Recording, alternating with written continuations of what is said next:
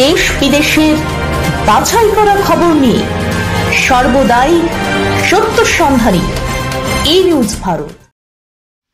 নমস্কার, ই নিউজ ভারতে আপনাদের সকলকে স্বাগত। শুরু করছি ওয়েদার আপডেট। বঙ্গোপসাগরের উপর তৈরি হয়েছে নিম্নচাপ অঞ্চল, যার জেরে বৃহস্পতিবার পর্যন্ত দক্ষিণবঙ্গের বেশিরভাগ জেলায় বৃষ্টির সতর্কতা জারি করা হয়েছে। ভারী বৃষ্টিতে ভিজবে উত্তরবঙ্গ।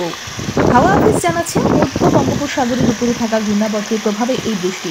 তার প্রভাবে পশ্চিম মধ্য বঙ্গোপসাগর এবং সংলগ্ন উত্তর অন্ধ্রপ্রদেশে, দক্ষিণ ওড়িশা উপকূল সংলগ্ন সমুদ্রের উপরে তৈরি হয়েছে নিম্নচাপ অঞ্চল।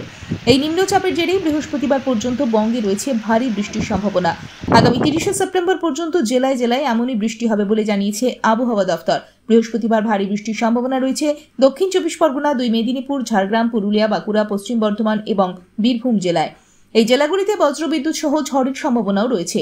উত্তরবঙ্গে ও শুক্রবার পর্যন্ত বৃষ্টির পূর্বাভাস দিয়েছে হাওয়া অফিস। শুক্রবার থেকে দক্ষিণবঙ্গে আবহাওয়ার উন্নতি হতে পারে, তবে উত্তরবঙ্গের ক্ষেত্রে শুক্রবার পর্যন্ত তুমুল বৃষ্টির সম্ভাবনা রয়েছে। আজ কলকাতার আকাশ প্রধানত মেঘলা। আজ কলকাতা ও তার পার্শ্ববর্তী অঞ্চলে দিনের সর্বোচ্চ তাপমাত্রা 28 ডিগ্রি সেলসিয়াস, সর্বনিম্ন 26 ডিগ্রি সেলসিয়াস। বাতাসে আপেক্ষিক আর্দ্রতার পরিমাণ 95%। আজকের বৃষ্টিপাতের পরিমাণ 15.5 মিলিমিটার। ব্যুরো রিপোর্ট, ই নিউজ ভারত।